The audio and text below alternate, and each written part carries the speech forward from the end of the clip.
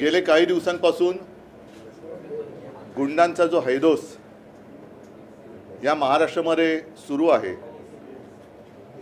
असा हैदोस असं नाही की यापूर्वी झाला नव्हता, पण ते गँग वॉर हे दोन गँगमधलं वॉर होतं. आता मात्र सरकारमध्ये गँग वॉर आलेलं आहे.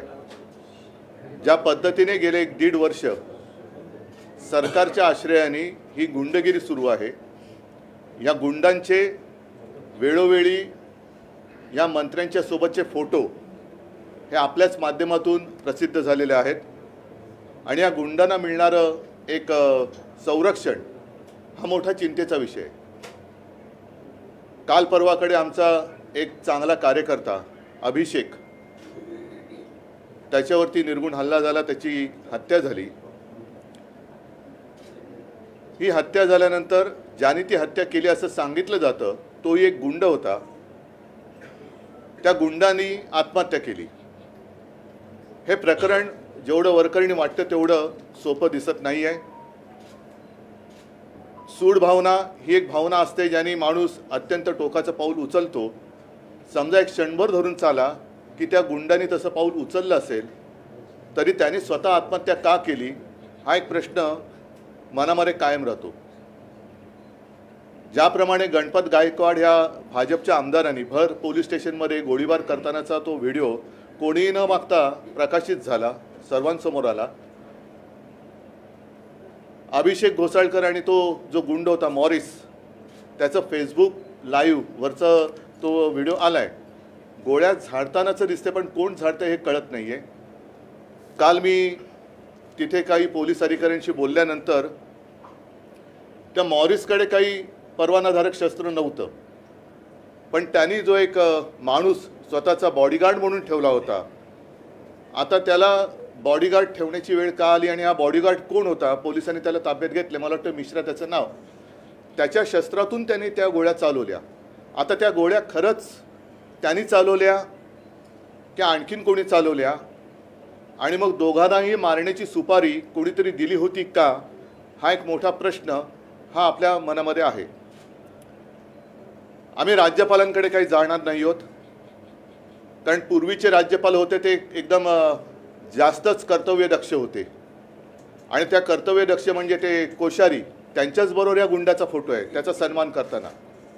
आणि असे जर का राज्यपालांच्या हातनं गुंडांचे सत्कार त्यांची पार्श्वभूमी न होता होत असतील तर कोणाकडे दाद मागायची, कोणाकडे न्याय मागायचा. गेले काही दिवस जे मी म्हणालो त्याच्यामध्ये मग 1.5 वर्षापूर्वी गणपती बाप्पाच्या विसर्जनाच्या मिरवणुकीत एका आमदारांनी गोळीबार केला. त्याच्यावरती कोणती कारवाई झाली नाही. त्याला कदाचित क्लीन चिट पण दिली असेल. जिथे ही घटना घडली बोरिवली दहिसर भागात, तिथल्याच बाजूच्या आमदाराच्या मुलांनी एका बिल्डर पुत्राचं अपहरण केलं होतं, त्याच्यावरती काही कारवाई झाली नाही. खुलेआम ठाण्यामध्ये सुद्धा एका तरुणीवरती गाडीत चढवून तिला जीवे मारण्याचा प्रयत्न झाला होता. तो सुद्धा भाजपचा कार्यकर्ता म्हटल्यानंतर त्याच्यावर कारवाई झाली नाही. कालच पुण्यामध्ये निखिल वागळे, विश्वंभर चौधरी, असीम सरोदे, म्हणजे ज्या असीम सरोदेनी अत्यंत उत्तमरित्या ह्यांचं जे काही एक बेबंदीशाही चाललेली आहे, सर्वोच्च न्यायालयाचे सगळे जे काही नियम आहेत त्यांनी जी काय आखून दिलेली चौकट आहे होती ती धाब्यावरती बसवून ह्या लवादाने जो काही निर्णय दिला त्याचं वस्त्रहरण असीम सरोदेनी अत्यंत उत्तम पद्धतीने केलं. या तिघांवरती काल जीवघेणा हल्ला केला. अचानक हल्ला तो झालेला नव्हता. भाजपच्या गुंडांनी त्यांना धमकी दिली होती. पोलिसांनी ह्यांना अडवून ठेवलं होतं. जाताना त्यांच्या गाडीवरती हल्ला झाला. तुम्ही सगळ्यांनी त्याचं चित्रीकरण केलं असेल नसेल, दाखवलं असेल नसेल, पण पोलिसांनी काही कारवाई केली नाही. कालच आपल्या पोलीस महासंचालिका ज्या आहेत रश्मी शुक्लाजी, त्यांनी एक पत्र लिहिलेलं आहे जनतेला उद्देशून. मला नाही आठवत असं पत्र गेल्या काही वर्षांमध्ये अथवा गेल्या संपूर्ण कालखंडामध्ये महाराष्ट्राच्या पोलीस प्रमुखांनी जनतेला उद्देशून दिलं असेल. त्याच्यामध्ये मला असं वाटतं की एक थोडी तरी माणुसकी, जिवंतपणा ह्या शुक्लाबाईंकडे आहे. म्हणूनच त्यांना ते कळले की आता पोलिसांवरती जनतेचा विश्वास राहिलेला नाही. ज्या पद्धतीने काल देवेंद्र फडणवीस बोलले, मी त्यांना कलंक बोललो, फडतूस बोललो, आता माझ्याकडे शब्द नाही आहे.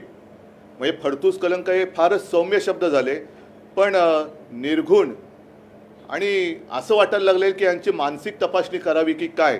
आपल्या राज्याला एक मनोरुग्ण गृहमंत्री लाभलाय का, अशीच कालची त्यांची प्रतिक्रिया होती. अत्यंत संतापजनक होती. साहजिकच आहे, हे सगळे कायद्याचे धिंडवडे निघाल्यानंतर तो जो मंत्री असतो त्या मंत्र्याला जबाबदार धरलं जातं आणि त्या मंत्र्याकडनं कारभार नीट होत नसेल तर एक मुख्यमंत्री, आता मुख्यमंत्री म्हणजे तुम्हाला कल्पना आहे ते स्वतः गुंडाला पोचतात असं अशीच माहिती आहे. त्यांना दूर करायला पाहिजे. पण यांच्यामध्ये कोणाकडेही एकमेकाकडे बोटं दाखवण्याची हिंमत नाही, कारण प्रत्येकजण स्वतःचं झाकून तर ठेवतातच आहेत आणि दुसरीकडे वाकून बघण्याची सुद्धा तसदी घेत नाही आहेत. पण फडणवीस जे बोलले की उद्या एखाद्या गाडीखाली कुत्रा आला, कुत्र्याचं पिल्लू, मला वाटतं त्यांनी श्वान शब्द वापरला. श्वान म्हणजे नुसता श्वान म्हणजे संस्कृत शब्द वापरला म्हणजे सुसंस्कृत होत नाही. संस्कृत शब्द वापरला म्हणजे अरे काय सुसंस्कृत आहे. हा सुसंस्कृत नाही आहे, हा निर्ढवलेला निर्गुण मनाचा, अत्यंत निर्दयी मनाचा गृहमंत्री आहे. तुम्ही गृहमंत्री म्हटल्यानंतर अगदी राज्यातल्या कुत्र्याच्या काय सर्व प्राण्यांच्या जीवाची जबाबदारी ही तुमच्याकडेच येते. माणसांच्या जबाबदारीची तर वेगळीच बात आहे.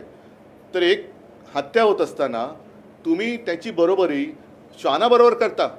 म्हणजे तुमच्या शेपट्या तुम्ही दिल्ली शोरांसमोर हलवताय ते वेगळं, तिकडे तुम्ही श्वान आहात का कुत्रे आहात का आणखीन दुसरा कोणतरी शेपूटवाला आहात हे लोकांनी आता तुम्हाला ओळखलेलं आहे. आणि एकूणच गुंडगिरी काही करा, खून खराबा झाला तरी काही करू, घाबरू नका. आणि मला ती एक जाहिरात आठवली, ती मेलेडीची होती ना, मेलेडी खाओ खुद जान जाओ, तसं आता आहे भाजप में आओ सब भूल जाओ. ही मोदी गॅरंटी आहे. ही गुंडांसाठी मोदी गॅरंटी आहे. दहशतवादी जे इकडे तिकडे फिरत आहेत त्यांच्यासाठी मोदी गॅरंटी आहे. पण पोलिसांना मला एक हात जोडून नम्र विनंती करायची आहे. मी स्वतः मुख्यमंत्री होतो आणि प्रत्येक वेळेला जेव्हा जेव्हा पोलिसांवरती आरोप झाले तेव्हा मी खंबीरपणाने माझ्या महाराष्ट्र पोलिसांच्या मागे उभा राहिलो होतो. याचं कारण पोलीस हे त्यांना जर का आपण मोकळा हात दिला, त्यांचं काम करायला मोकळा हात दिला तर अप्रतिम काम करतात. आत्तासुद्धा त्यांना जर का मोकळा हात दिला तर ते हे सगळे गुंड आहेत ते 24 तासाच्या आत तुरुंगात टाकू शकतील. आणि गुंडांवरती एक जरब पोलिसांची पाहिजे, कायद्याची पाहिजे, ते ती बसवू शकतात.